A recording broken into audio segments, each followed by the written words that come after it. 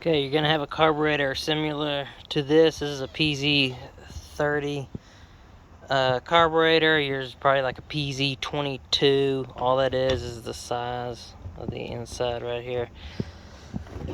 Your choke may be different, but it's all about the same. So what you're gonna do is air filter, air sucks this way, this goes to the engine, your intake will be right here. Unclamp whatever air box hose is there, get that loose.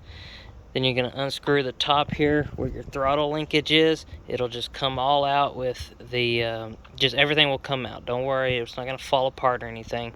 Pull that out, let it just hang.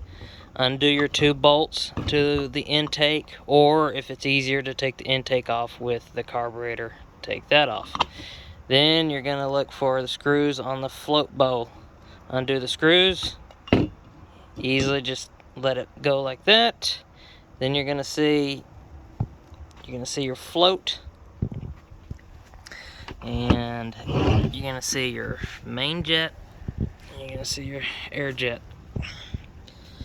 And then here's your float cutoff right there that can get stuck or clogged.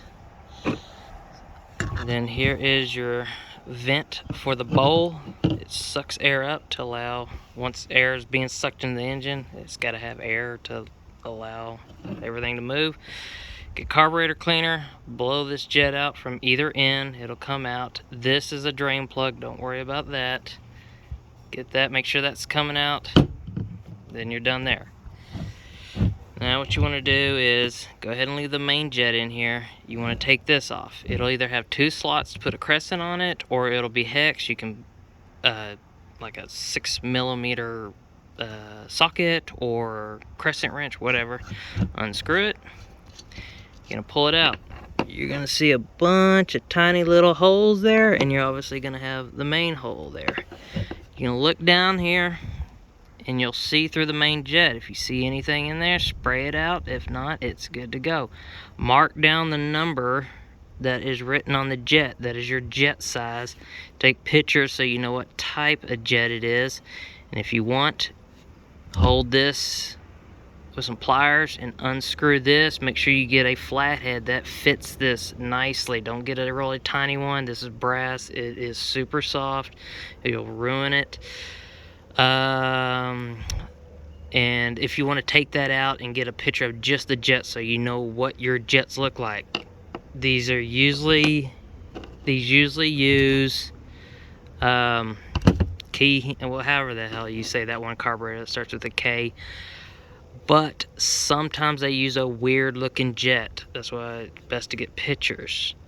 Now this one, you just go through, make sure all those holes are cleared. You can line them up, see through there, spray everything down, set that to the side when you're done. Then you want to take out your air jet here. So this is the same thing. This one you don't have to take out. Yeah. Let me go ahead and take it out right quick.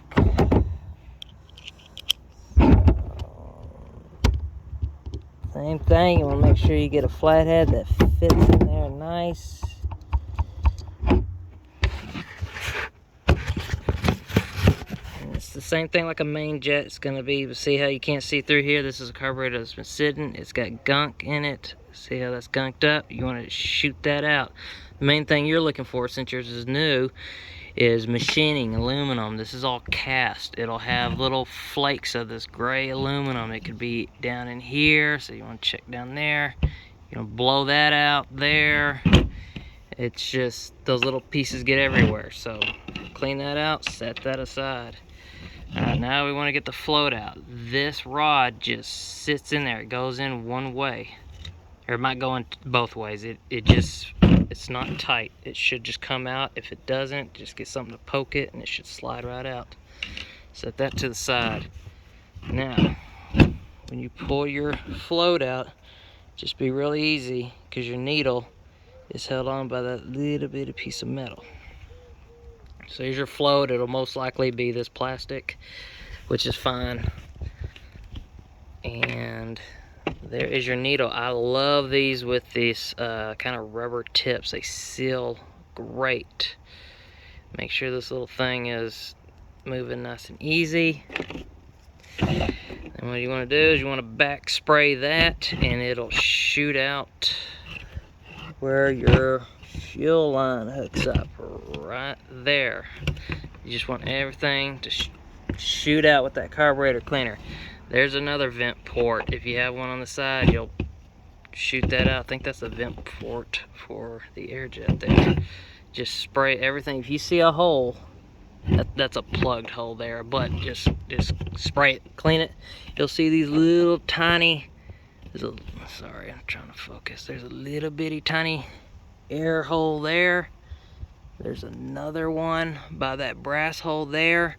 Anytime you see a hole, spray it out. Make sure that crap, because it'll come out somewhere, and you just want to make sure it's coming out. There's a vent hole right there. Okay, then this is your, I don't know if your carburetor will have this or not. It may be on the side. This is your idle screw on this one. You don't have to take that out. If you want to, you can take it out. Just make sure there's no flakes, aluminum flakes in there either. This, on this carb, this is just a set screw. This is the air fuel mixture. So this one just kind of comes out, and it should have a spring in it, I believe. I think, maybe not. No, yeah, it'll have a spring, so yeah. It'll have this little bit, it's the tip. That's what's all the control is, that little bitty tip. This is just a body, it's that tip right there. So same thing, spray all that out. And mainly what you're looking for is just little shavings and stuff.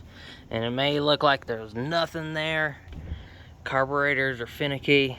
Clean it out and put it all back together, and it'll run just fine. It's crazy. I have to do that with I have a flat slide Mikuni. It'll just, man, it's real finicky. But if I take it apart, clean it, put it back together, bike runs great.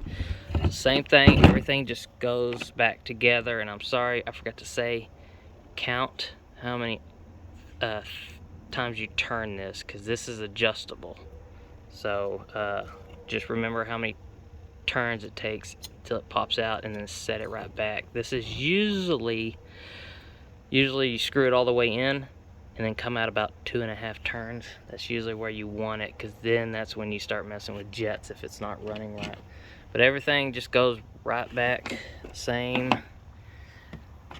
Probably the most problem you'll have is just making sure the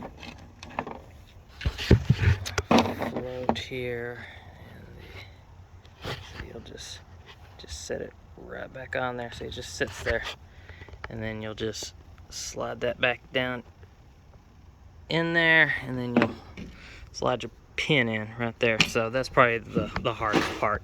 But everything else, these just screw in. These aren't adjustable or nothing. This just screw it in until it stops. You don't have to torque it to hell. Just go until it stops. Do, I don't know, 8th turn, and you're good. Same with this one. Screw it in until it stops. About 8th turn, you're good. You don't want to strip these. This is the adjustable one. So air fuel controller adjustable, idle adjustable. And then the same thing, just bolt this back on, slide that back, screw the cap back on, you're good. Make sure your throttle cable, everything twists and doesn't get stuck. And let it, once you put your fuel line back up, let it fill up. You might have to try to kick start it, or if it's electric start, run it so it'll suck that gas from the tank.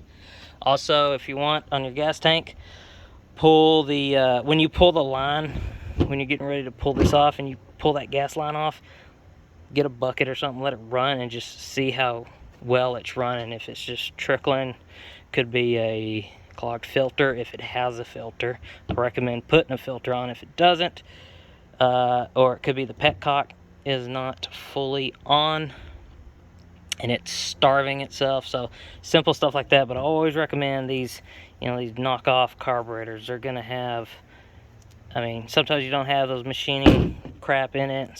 sometimes you do. It's just, you know, they're knockoffs. They're not going to be the greatest. So it's pretty much it.